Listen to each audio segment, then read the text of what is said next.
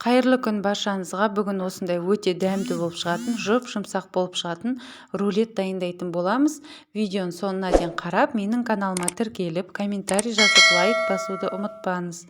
Алдымен жұмыртқаны ыдысымызға салып, оның үстіне аздап тұз саламыз, және де қант салып, жақсылап тұрып, әппақ көбік болғанға дейін миксерлейтін боламыз.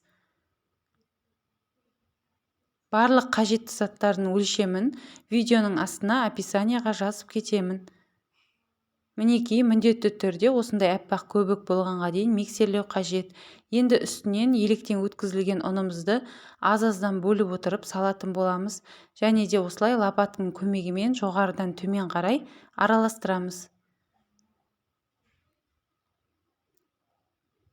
Мінекей, дайын болды. Осындай қою болады. Енді противенге пергамент қағазын төсеп, үстінен құямыз. Осы уақыт аралығында пешімізді 170 градусқа қыздырып қоятын боламыз.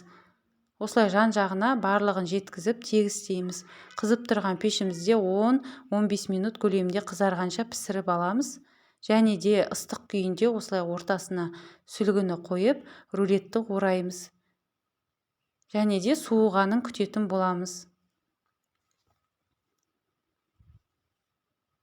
Рулет суыды. Енді ортасынан сүлгіні алып тастап, ортасына кез келген кремді немесе джем, повидло, сгущенка жақсаңыз да болады. Менде осындай торттан қалған крем болды, соны ортасына жағып шықтым. Және де рулетті жақсылап ораймыз. Үстінен кез келген әсемдік жасауға болады, яғни өз қалауынша әсемдеуге болады. Мен қалған кремді осылай үстіне жағып шықтым, және де құлпынайларды орналастырып шықтым.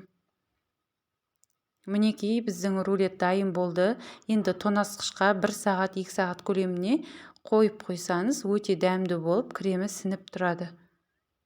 Мінекей, біздің рулет дайын. Өте дәмді болып шықты, әрі жұмсақ болып шықты. Сіздерге жасап көруге кеңес беремін.